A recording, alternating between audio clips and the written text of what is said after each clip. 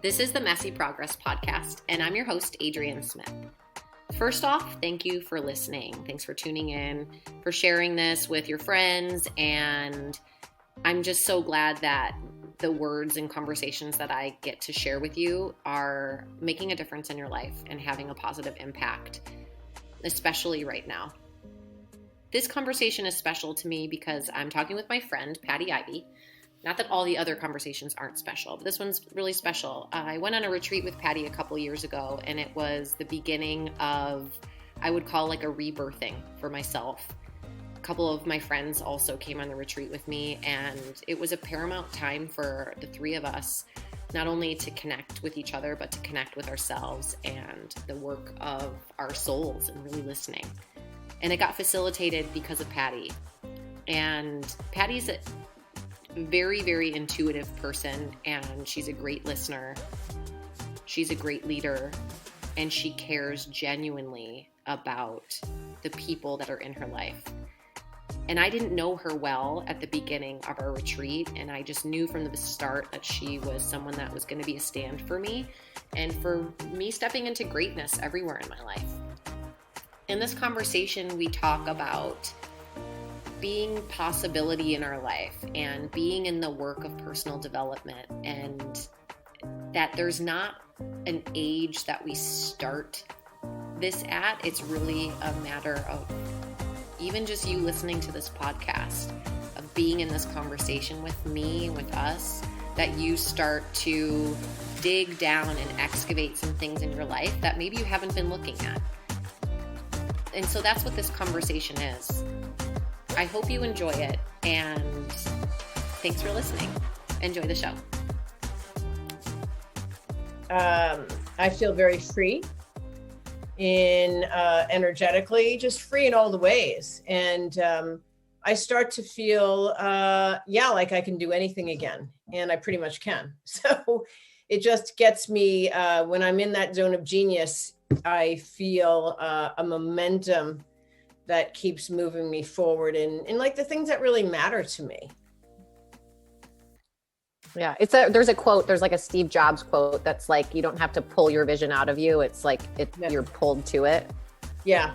And that has always been my life. Like, I think I've told you this before, but, I was always described from a young age as like a marching spirit. That, my mom would be like, I don't know, like you always look like you're looking at something and heading somewhere and nobody knows where you're going. I always had that. Like, I always had a vision that was bigger. I wouldn't have described it when I was younger as possibility, but that's really what it was. I always had this higher sense of there's more without thinking that where I was bad. Does that make sense? So there's a quote that I just read from a tea bag that kind of points to this. Do you ever get those yogi teas? I saw your picture of it. I'm not a yogi tea person. Okay. Well, it's, that was the picture. It says, accept who you are in this moment and acknowledge who you want to become. And it makes me think of that in a way of possibility of like, right now isn't bad. Like what you're saying. And there's also this, I love that description of you being a marching spirit, because I picture you, but I also picture like a little Patty kid, like with your chest open and just like walking towards the light, even though I was that person and I had big long braids and yes, that was definitely me. A little bit of a Pollyanna. I can still be that way where I just want to, like, I'll just sort of believe everything that everybody tells me and, that kind of thing. And it's a good thing. And sometimes it doesn't work in my favor, but I'd rather hold on to that than walk around thinking that everybody's up to no good. Yeah. What's an example, Patty, of when it hasn't worked in your favor? Oh, gosh. Well, it depends on what you mean by it hasn't worked in my favor. So it's not really so much about being in my things working out in my favor. It's more that I guess it would be more about me sometimes listening from a place of, what I think is true or what I thought I heard. And it's not necessarily always that anyone else did anything wrong. It's just that it wasn't their same intention, or, I take people at their word. And so it's that, so it's not like it's not working out in my favor and not working out in my favor. I have a tendency to be shocked and disappointed quite often. Not so much anymore, but in my, younger years and days. That's really just about me, Yeah. What changed? Like so younger years to years now of not being shocked and disappointed as much.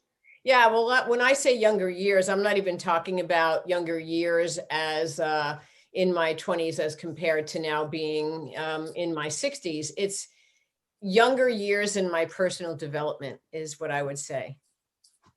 And so as I've done a lot of personal development work, and I've had to really I'm not big on that expression anymore, do the work, because I think it's so much bigger than that, to really be in the work every day of your life, like actually being in the work, not just going to take a course and then you've done the work and, and then it just, so I think it's that. I think that because I'm always in the excavation of myself first, I'm willing to be brutally honest with myself, and where I need some shifting in how I'm doing or seeing things or behaving.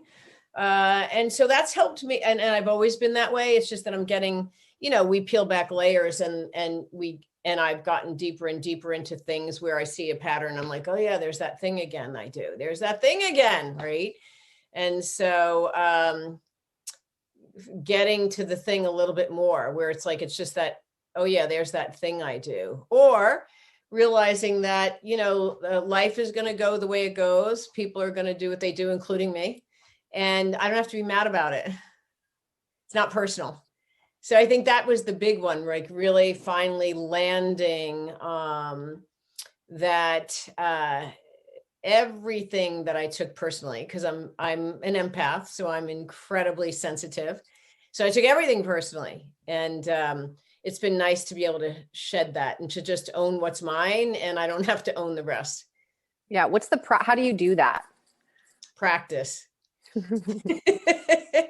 I mean, that's it. There's no magic answer, and it just doesn't happen overnight. It really takes practice. And,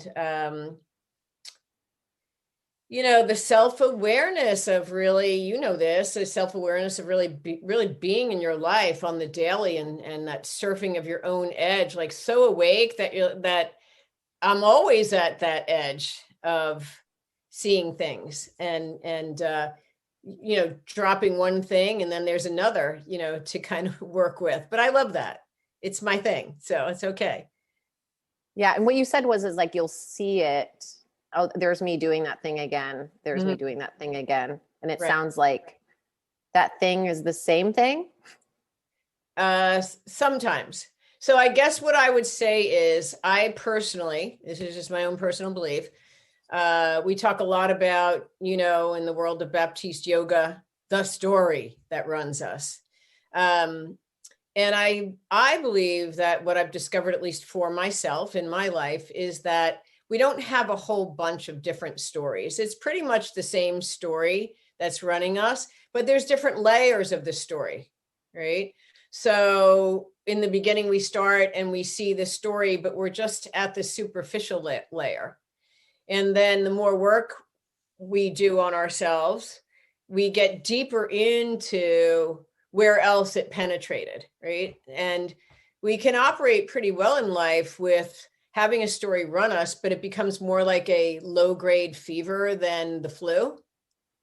And you can function with a low-grade fever, right? So it's just those things that we still can't see. But as we keep digging and excavating, it becomes that, the story is running us. And when it's running us, we can't see it. But what happens is we finally get a glimpse of it at some point. Could have been 20 years ago at my first level 1 or 2, who knows, right? And then 3 and whatever until it stops. That's it. And then all of a sudden, like the story is over here to the side, and I'll do the thing, but now I could see it's the story. So the story is not running me anymore. I have access to it. The blind spot has opened up. So now I actually have the power of choice to not go into the story. Yeah, like lives on the outskirts. Yeah, it's there. It's like, because we can't choose a new way of being until we see where we've been, how we're operating. If we don't know where we're operating from, we can't possibly make a new choice. So well, it's what you said about operating from. It's like not just like operating. Yeah. Our operating system of life, right? So like we're operating from like what gets us through life, right? The things that get us through life. And so I can't see that I have new choice until until the blind spot exposes itself. And I'm like, oh, I hate that thing. I don't want to do that thing anymore. Right? I don't want to be that person. I don't like that part. Right? And then we grow and we shift and we do the thing to stop doing that. We practice skills to, and then we get to like say no to it. Be like, no, I'm not gonna take that one on today. Like, no, I'm not gonna make that personal. No, I'm not gonna do that. Whatever it is, it could be anything, right? We just choose to not step into the story because the growth is actually in the blind spot, not the story. Yeah. Has it been something that like you've uncovered your blind spot, or has it been that like it was something that was pointed to? No, I'm always uncovering my blind spots. And I'm also okay with taking hard feedback. I mean, I've done that, since the day I started Baptiste yoga, like I was always willing to sit and listen to the hard stuff. And I got some hard stuff, and I didn't quite get it. I didn't understand it.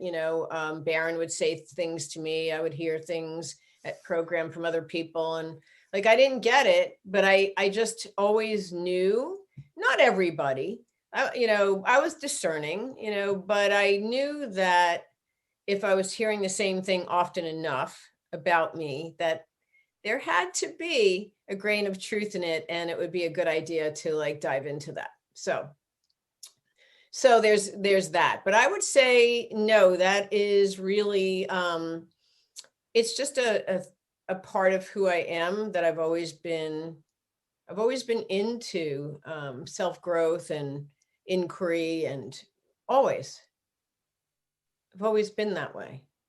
When I was a kid, I was like interviewing my friends about life,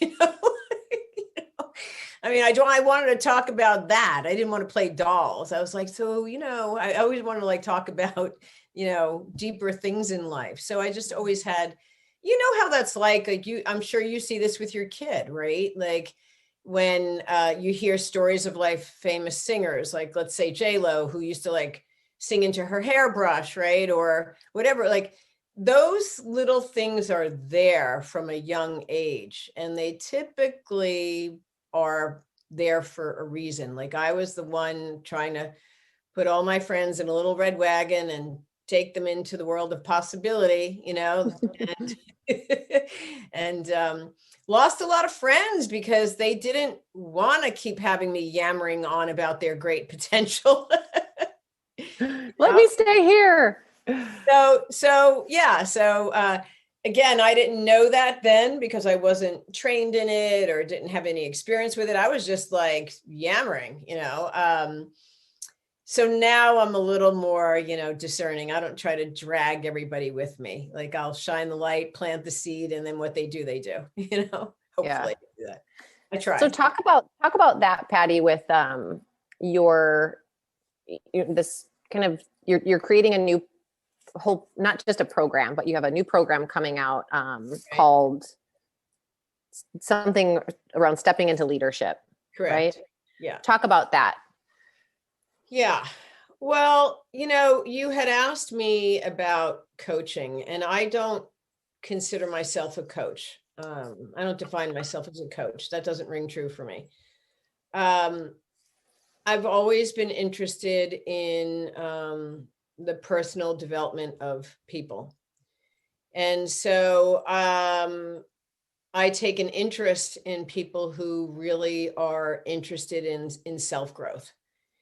And so So it's like almost like you could say that that's your target market with just anything, like Yeah. who you would want to be a teacher at your yoga studio, who you would want to be as a student. Well, you can't handpick those people, right? So I would say that, even with teachers at my yoga studio and all the teachers that I've trained over the years that were, in ongoing training with me because they taught for me, and then all, different programs I've done, and I've done like 25 200-hour training programs, right? So you can't handpick people to teach for you who you're like, oh yeah, that person will be this person who wants to grow, because we don't really know that. I think that was one of the big learnings for me, and big step into my own personal growth as a leader inside of my own studios and yoga community, was that you can't force someone else's growth, right?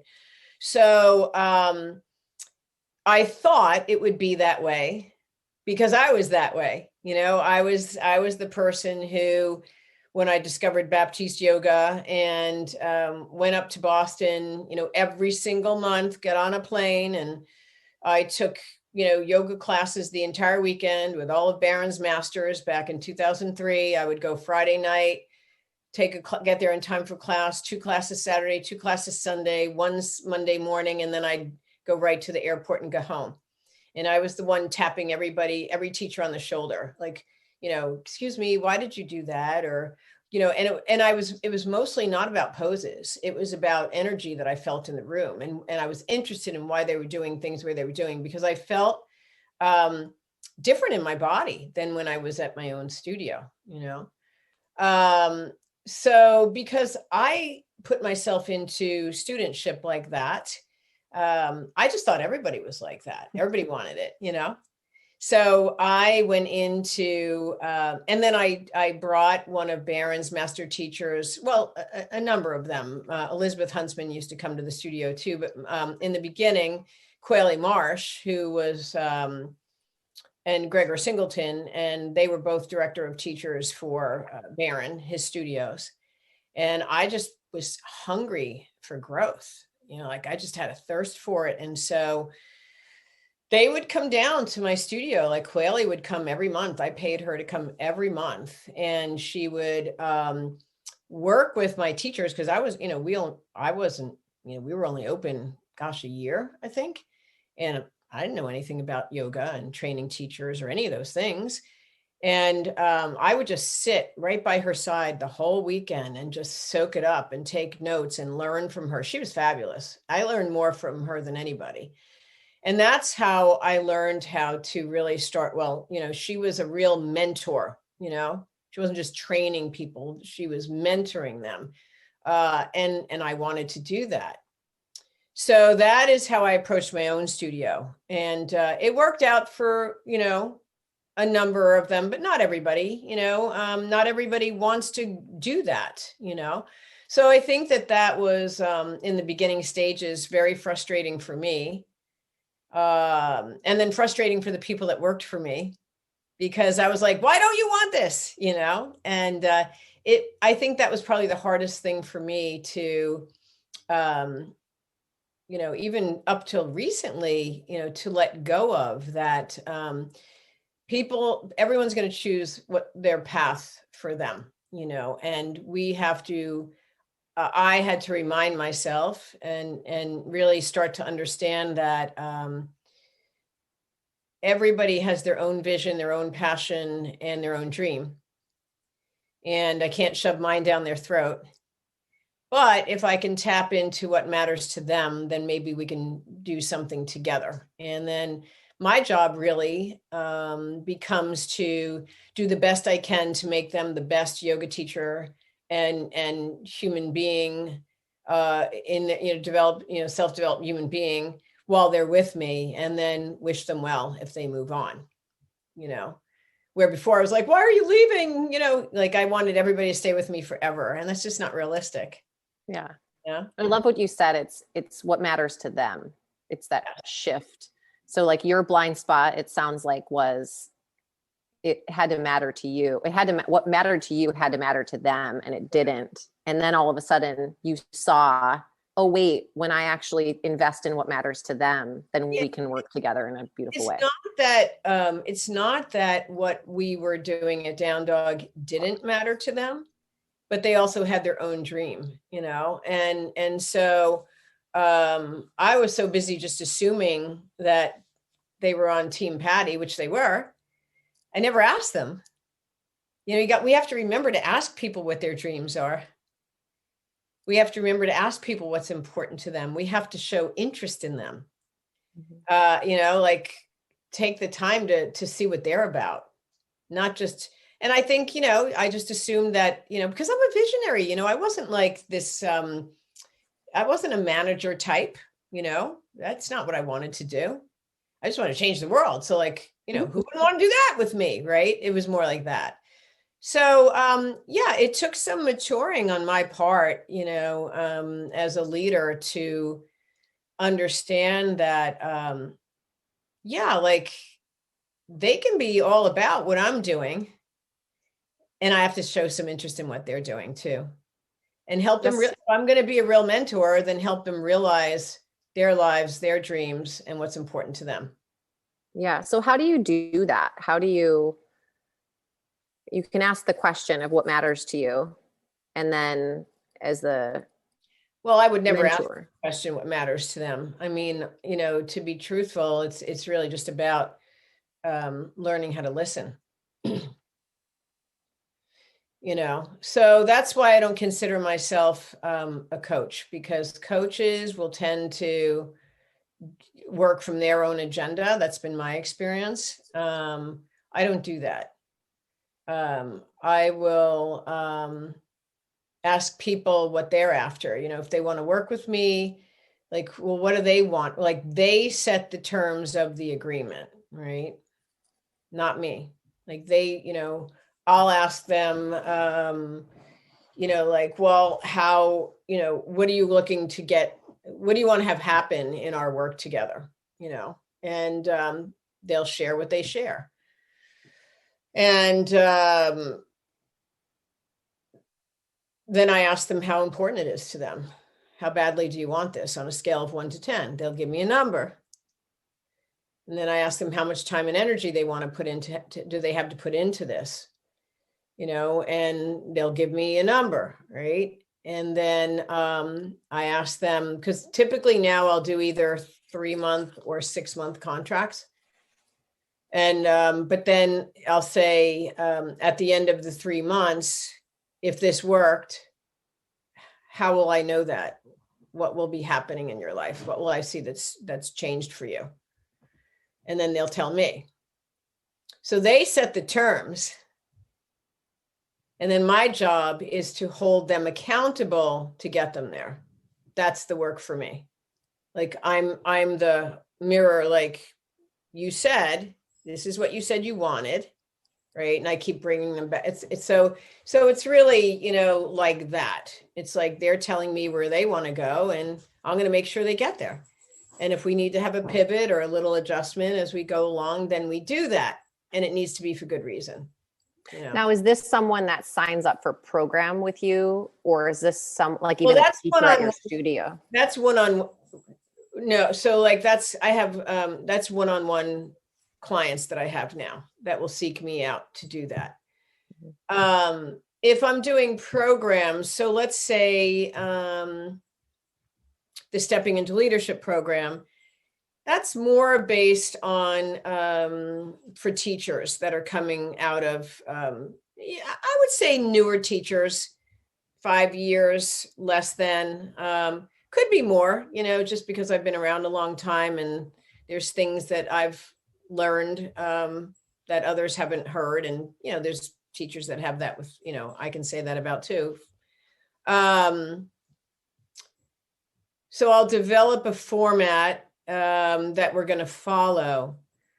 But what I'm learning inside of that is share. Like, so I think it's like, I'm not interested in teaching people. I'm interested in sharing with people, and there's a difference.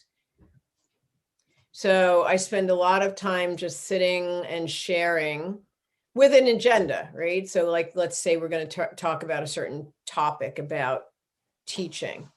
My interest in teaching is really how to be impactful as a leader in the classroom in a way that makes a transformational difference. I could give two craps about a warrior too. I can teach all of that, but that's not what lights me up anymore.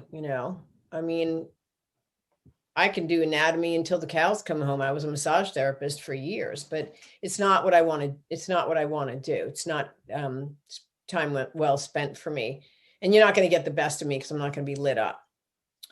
But what I am interested in is sharing insights and things that I've learned, and how to work with energy in the room, how to work with the psychology of things in the room. Like, what can make this, how can you as a teacher create a container for something really extraordinary to happen in the classroom that can be a pivotal moment for people in their lives. And it's not that we as teachers are the one who can change someone's life, but if we have tools that can help set that up and support that and hold a container for it, it certainly can. It's how it happened for me. So that's how it would look inside of one of those programs, right? So whether it be a program for teachers, or I just started writing another one today. I should look up the name, because I'm like, what the hell did I call it? Hold on a second, I'll tell you.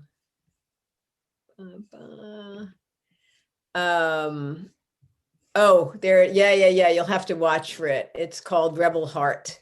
That's my next one.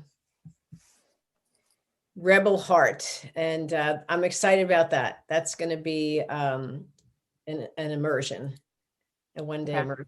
So, and that'll be a similar sort of facilitation thing, and that's what I really like doing now. I like facilitation.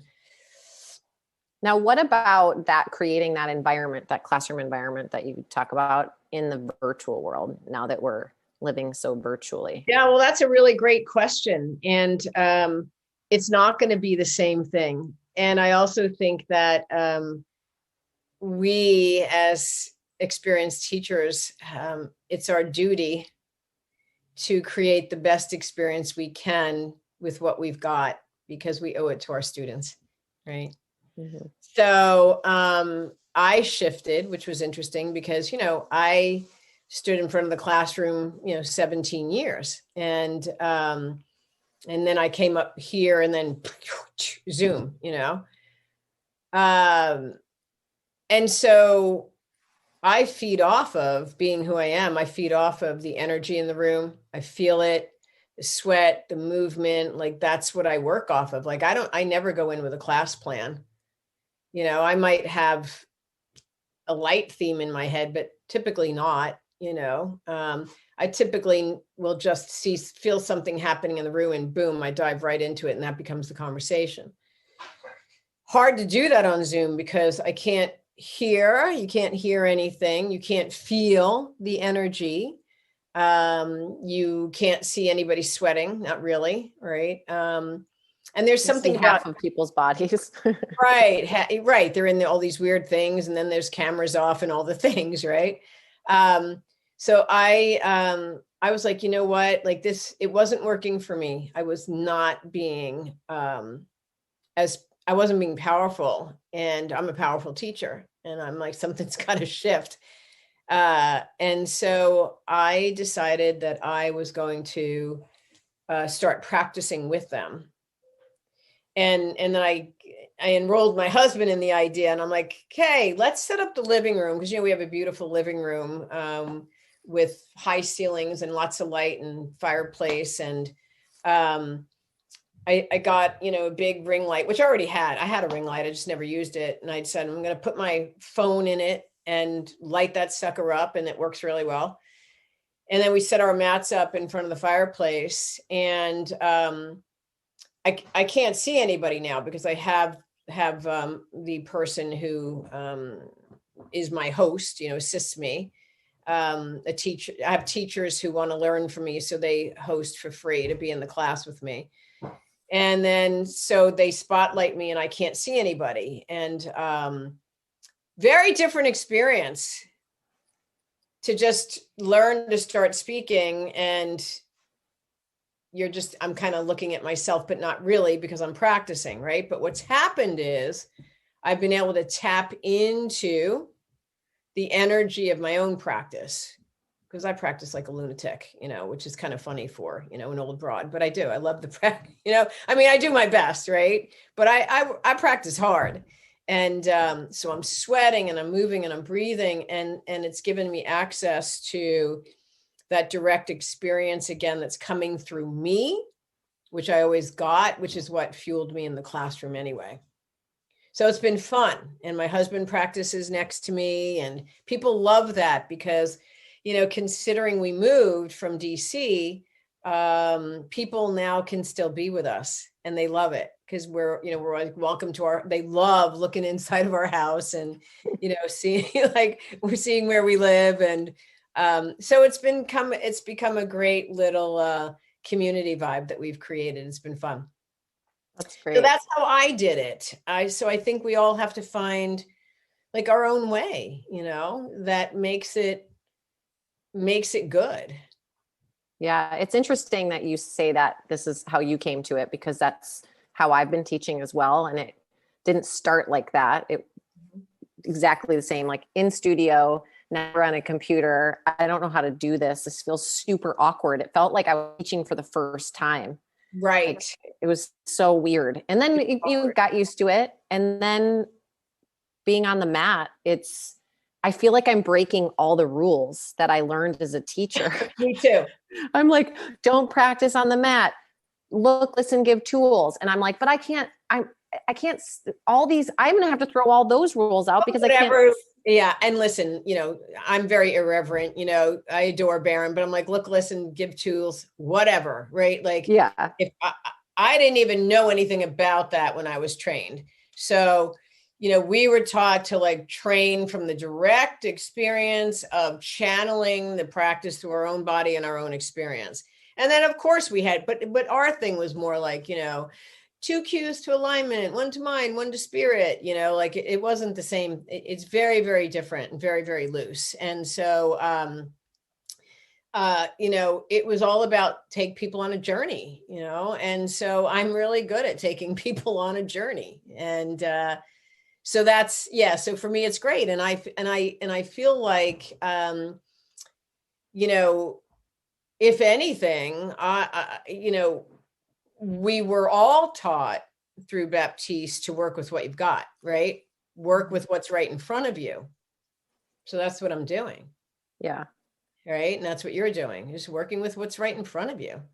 Yeah. And I find for myself is that it's working. It's like everything's working until it's not working. Correct. And then we adapt and modify. Yeah. And a lot of those tools, in my humble opinion, and I don't have too many humble opinions, I'm pretty opinionated, although I keep them to myself a little more now. Sometimes there's so much methodology that gets in the way that it can get very conceptual and take away from the greater experience of the yoga for the student.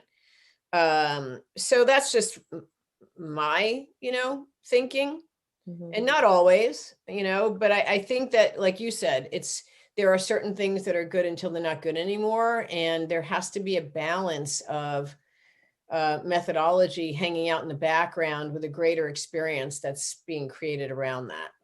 That's only the skeleton. That is not the whole kielbasa, as they say.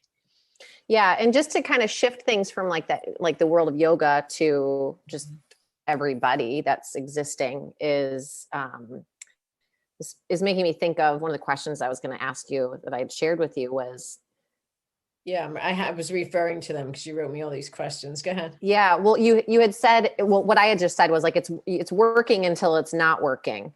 And Right.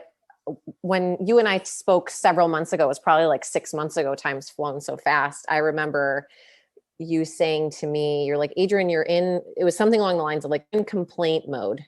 Like you're in complaint about everyone, your husband, your studio manager, your dog, like everything. And I was like, Yeah, yep. you were in that. Wah, wah, wah, wah.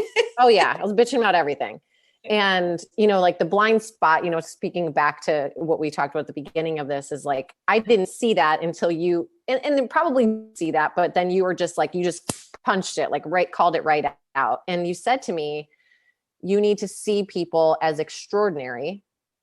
And and it was like, until you do that, like they're always going to be doing everything wrong was kind of how I interpreted that. And it's just making me think about this concept of everything's working until it's not working. Right. It's good until it's not.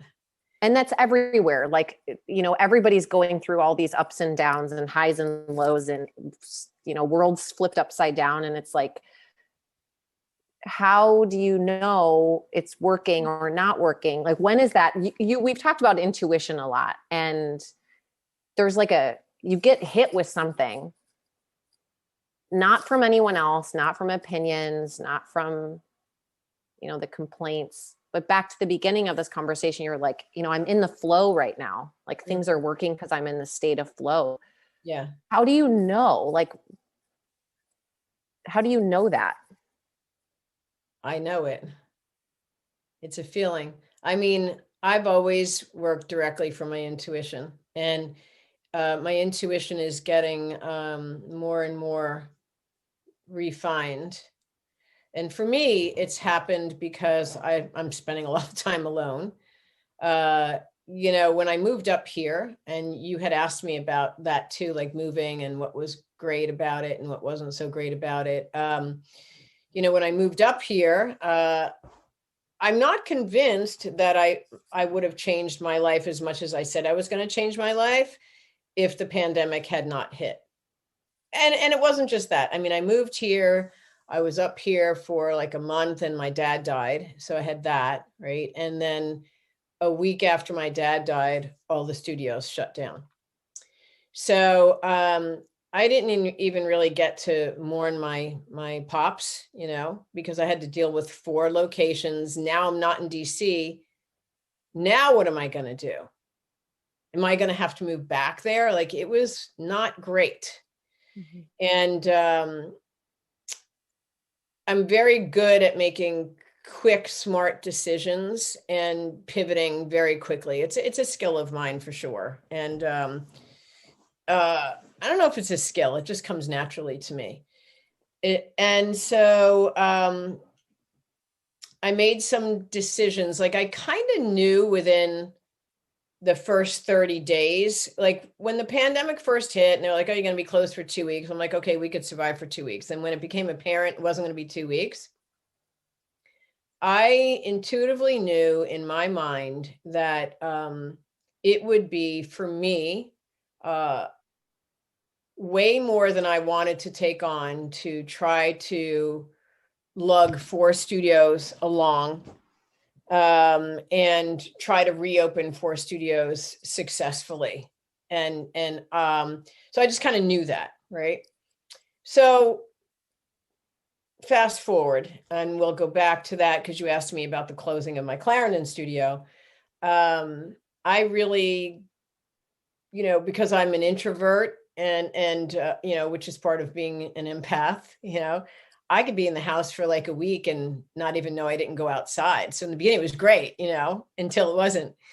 And, but it forced me, I didn't realize how jacked up I knew that, like, I wasn't handling stress well anymore after all the years and running, the 4 studios. And, it's very different running studios now than when I started, before you used to open the door and money flew in, there were lines down the block and there was no competition. And I just, all the reasons of why I loved doing what I was doing, I wasn't doing those things anymore. I was bogged down with running the business side of it, which I don't like. I can do it. I don't want to do it. I don't like it. I want to create.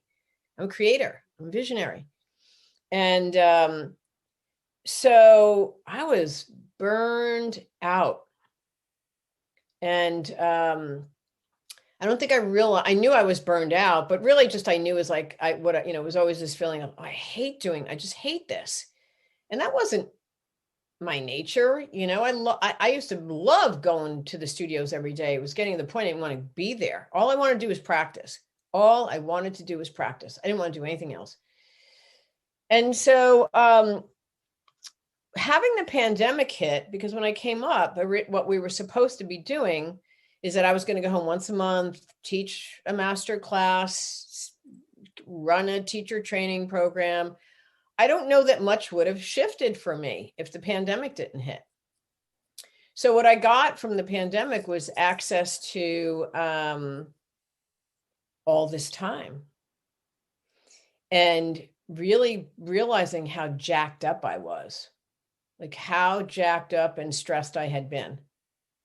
And the tension started to slowly, my body for like a month, I can't even tell you how sore. And when you're like tight like that and then your body releases and there's all this soreness, it was like years and years of that tension was starting to like let go a bit. And of course, and then I just started journaling every day.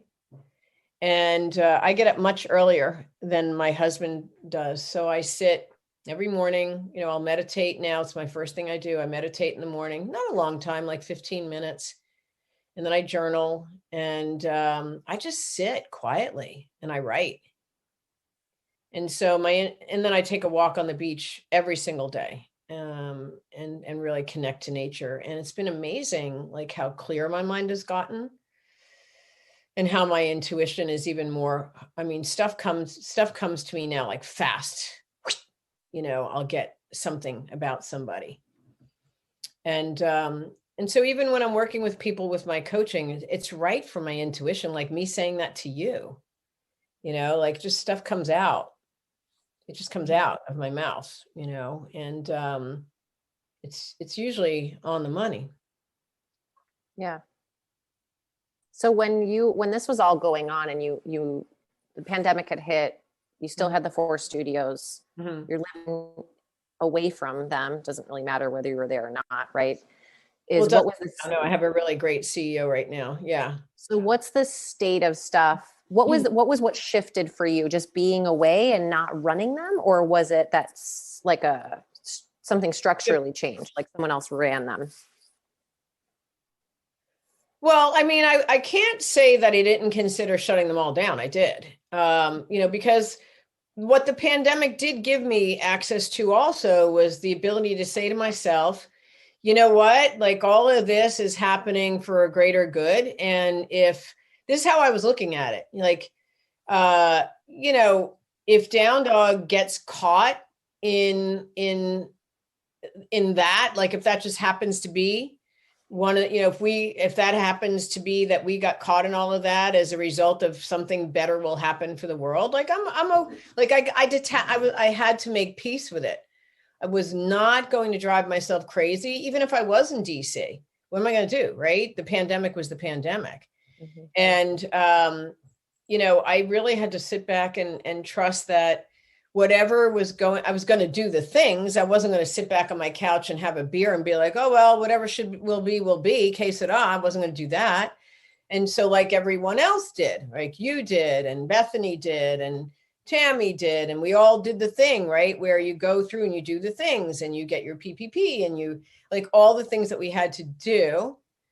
But I wasn't going to let it drive me so hard that I was actually okay with saying, you know what, Patty Ivey, like you have done good work. Like, and I knew that, right?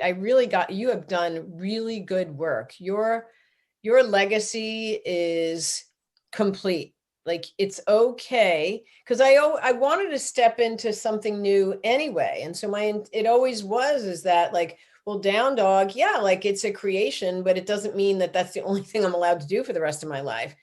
I wanted to step up into a higher leadership of what we talked about that I love doing in the classroom, but now take it to a next level, right? Because if you think about when it's happening in the classroom, people just walk through the door. We don't know who they are. Of course, sometimes we do after a while, but we don't know. And there's something nice about if someone signs up for my programs, well, they chose that, right? Mm-hmm. So working with people who really want the deeper level of the inquiry work beyond just the physical asana is really important to me.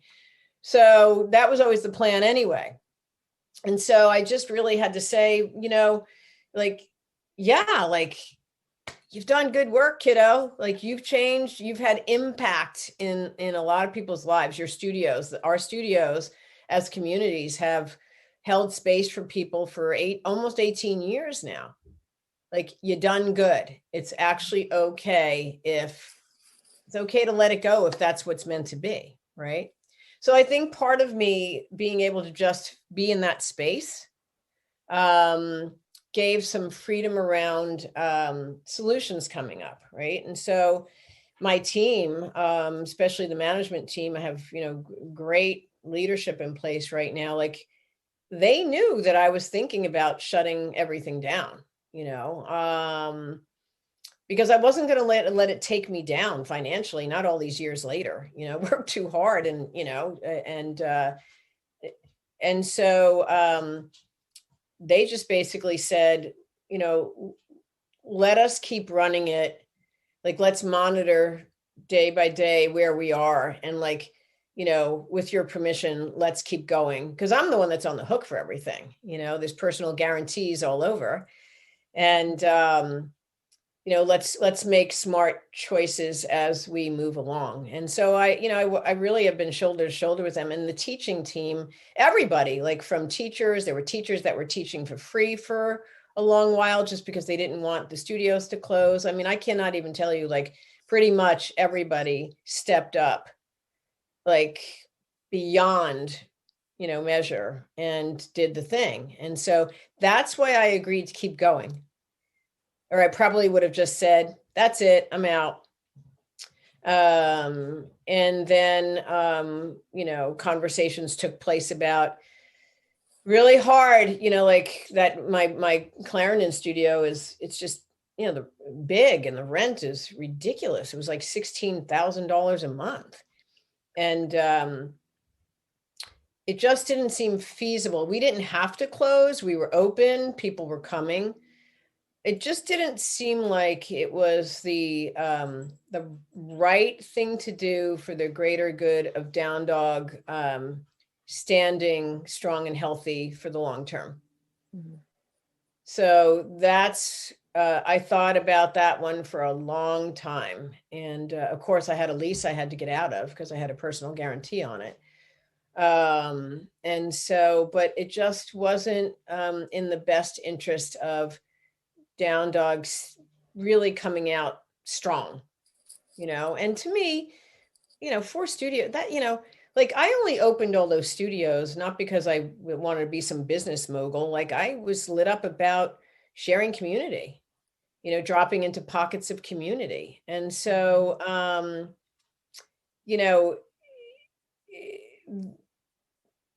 I was okay with like understanding that like, there's going to be a little bit of ego because I know people are going to be like, she closed the studio. I'm like, and then I was like, who cares? Like, who cares what, I don't like, I'm doing what's right for the company and the community and what's going to keep the company super healthy financially, and that's what I did, and sometimes that's what you got to do. Mm-hmm. And so all of those choices were from that, and it feels good. It was absolutely the right thing to do. It's interesting that you said you're like, I thought about that for so long. And then when you made the choice and the decision, was like you were freed up instantly? Like feeling yes and no. I mean, my mind was freed up, like I had to, there was, there was a personal guarantee on a lease. And so you can't just say, see ya, like they're not going to just tear up the lease. And so I would say agonizing months of really trying to, what we really were interested in doing is trying to get the landlord to work with us in a way where we could get a feasible rent that could keep like a really good rent that we could work with, that would support the company coming out the other side of it and not be choked and in debt. And we could not come to terms with that. He was interested in giving, letting it be a loan. Like, you'll owe it to me on the back end. And I'm like, no, I'm not doing that. Like, that's just debt. I don't need a loan from you. What we wanted to do was renegotiate a lease, and it's okay. It was a big business company, my landlord. It wasn't like my other landlords are fab. They're small, business owners, not so small, but nevertheless, I mean, really doing flip-flops and anything they could to get us to stay. This guy wasn't doing that. So I just had to keep pushing until we could get to the same place of agreement of like, okay, this is, and get to an agreement, and we did. So, yeah.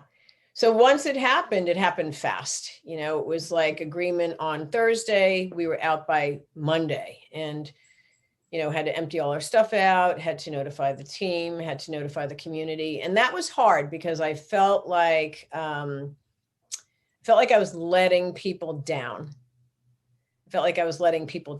And so that was the only piece that, like, there was a lot of mixed emotion, because I really did love that studio. I remember the grand opening. It was packed. It was, had a lot of life. It was a great studio.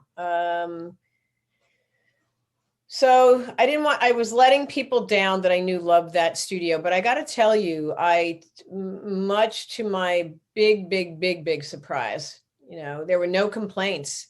Everybody wrote to me to say they understood. How could they support me? What could they do? A lot of thanking me for being who I was, for keeping it open for as long as I did, for being there for them, how they'll switch over to the Georgetown studio when we reopen that. So, so it ended up being a really great experience, and me feeling very, very supported by a community that was very, very loving and appreciative. So that was good. Yeah, that's amazing. Yeah. It's interesting. I mean, I'm in a similar boat. I have one studio, obviously, as you know that. And one is, I can't imagine having several. Like, I feel like the years of life I've lost over this last year of being in constant worry and indecision and not knowing and negotiations and supporting and all that kind of stuff. But it's crazy to think that because of a pandemic, you're able to close something that gave so much life to so many people. Mm-hmm. And when you closed, people wrote you letters of thank you. Yeah, they did. Now, a year ago, if we closed our businesses, that wouldn't have happened. Yeah. I just think it's crazy. The minute my letter went out, and you wrote to me immediately when you saw the letter, right? But I wrote it was very heartfelt, and I think that really mattered. Like, people, when I put it out, people really get who I am. And you know me, I'm not a bullshitter. If I say it, I mean it. And people felt that.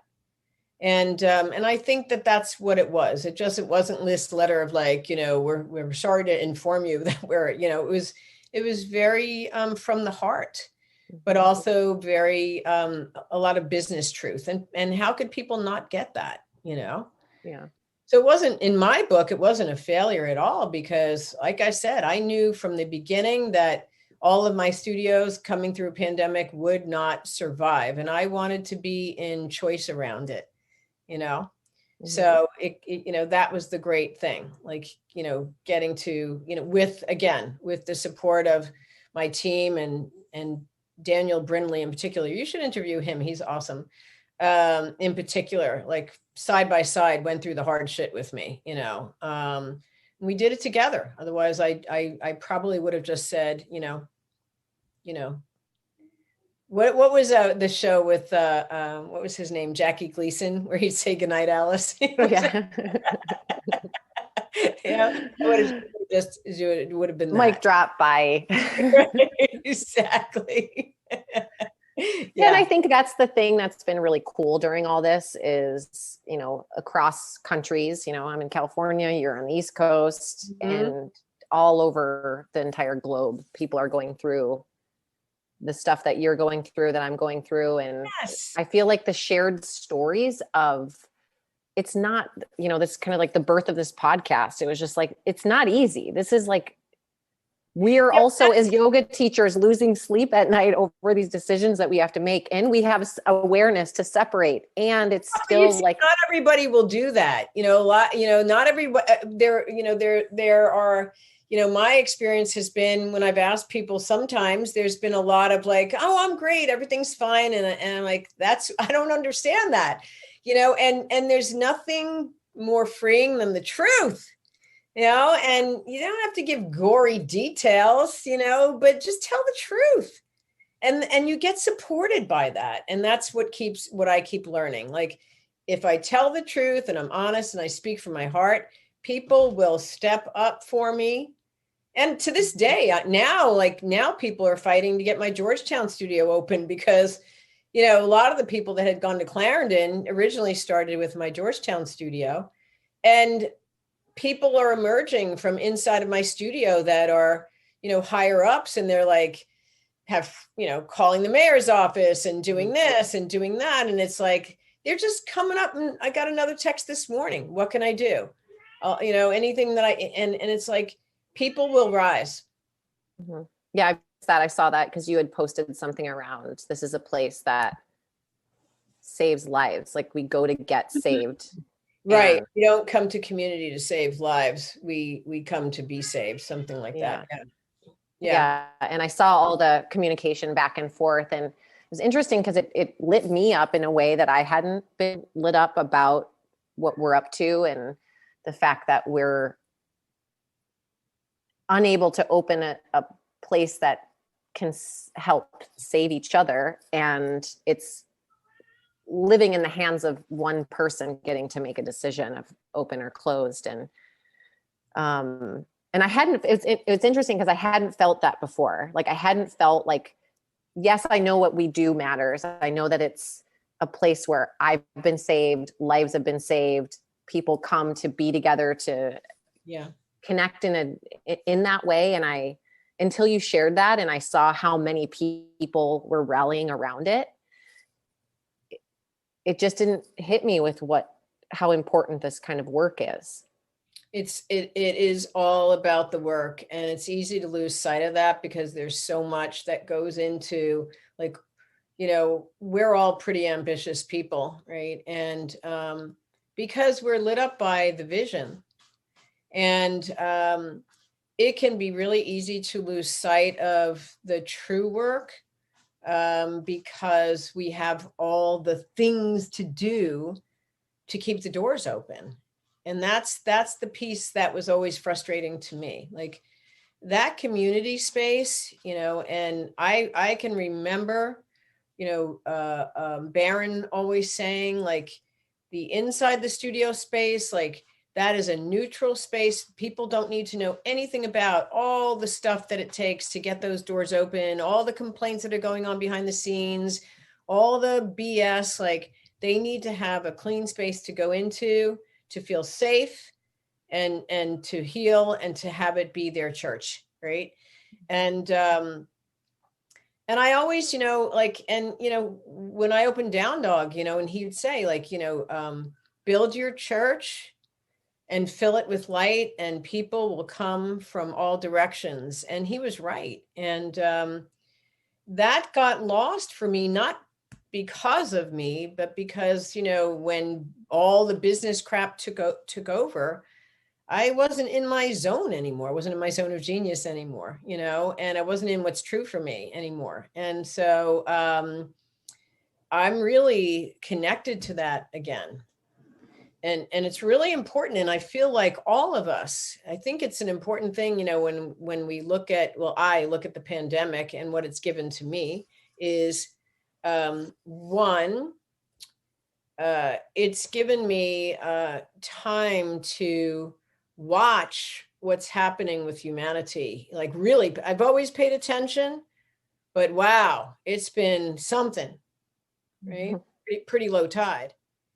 Mm-hmm. And I've taken a lot of time this year to really do not much of anything, like to just practice and to write, like to journal, right? And to just be with myself and to do some healing and get whole again after all of that, coming, like I like to refer to, my life in DC as post-traumatic stress disorder now, like unwinding from all of that. And it's allowed me now to like say, okay, like where can I be of service in the world now? Like truly to humanity, because humanity needs like a whole new level of leadership right now. And I want to be a part of that, right? So how can I contribute? So that's been really great for me. I also think that for all of us who still own studios, and even though I'm not going to be running mine directly, the people that are running it for me have mentored directly underneath me, and they know what's important to me as a mission. And so we get to dial back and clean up some of the things that got out of hand that didn't feel true to mission anymore, and go back to ancient traditions and, like that. I'm like pumped about that. And what a gift, because you wouldn't have seen it otherwise. No, well, we couldn't. I mean, when you have 4 studios, think about filling 4 studios with teachers and then developing them to the level that I think is acceptable, which is pretty high, pretty high stand, I hold the bar pretty high, I admit it. And then, you no sooner get somebody there and they leave, and then you're starting, like, it just was like that. Right. And it's like constantly putting out forest, chasing down forest fires, putting fires out all the time. And so now with less, it's like, we get to dial it back and really get intentional about just being of service, really being of service, and of course, we have to, we have to keep the doors open. But I believe that when community is being led from strong intention, that it takes care of the business part. I always said that when I opened Down Dog, that the business part, if you got to do the things, we know that, the bills aren't going to pay themselves, and you have to, but if you're swimming in the right stream with the right intention, the community will take care of the business growing, and keeping it healthy. So that's been a super, super, super gift for me. And my husband said to me a couple of months ago, he's like, Adrienne, I remember when you first opened your studio. And again, this is different times 10 years ago is now, and even for you longer, 20 years ago when you first opened. But I remember when you used to teach classes and then you train. And that was when I was training hardcore for triathlons. And right. And I look back, like, yeah, that's kind of all I did. Like, I taught good classes, and I like took time separate for, space for things that also lit me separate from my business. Right. And I'm like, gosh, I don't want to train anymore. That's not the answer, but it's this rat race of sorts. That's like, oh, I got to do this. I got to do that. I got to post that. I got to negotiate this. I got to sign up for another loan, grant, yada, yada. And then, so I keep remembering that of just, even Barron said this way back at the beginning. It's like, teach good classes. Don't worry about like what color is on the wall. just teach Don't good worry about the class. decorations. Yeah. I mean, I remember his Cambridge studio. It was beat up, and the floors creaked and it was fabulous. My Georgetown studio floors creaked too, but especially the old one. But he said that just teach good classes. Nobody cares about the rest. Mm-hmm. And people who are really coming for the yoga don't, people who are like, oh, I need to have the shower and the fancy soap. And there's nothing wrong with that. Like if you have room to put a shower in, yeah, put it in. But, like my thing, one of the pillars of Down Dog was like raw sacred space, That's it, and put out good yoga and people are going to come. Yeah. Patty, I want to end with some rapid fire questions because I like. Oh God. Okay. Here we go. Okay, here we go. This is not my best game, by the way. Yay. One of my favorite questions, I got this from Brene Brown. What books are on your nightstand? Oh gosh. Or wherever you read books. Yeah. I don't usually read books. I listen to books now. So right now I'm listening to Michelle Obama's Becoming. I listen to them while I am walking on the beach. Awesome. Advice that not the best advice, but just advice that you live by now that you got from your mom.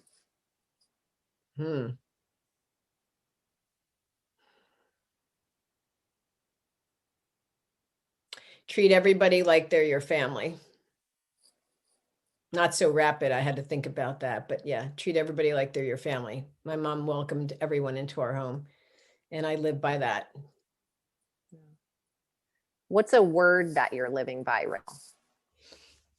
Well, now and always, integrity. Do you have a favorite yoga pose? I do. What is it? Bound half moon.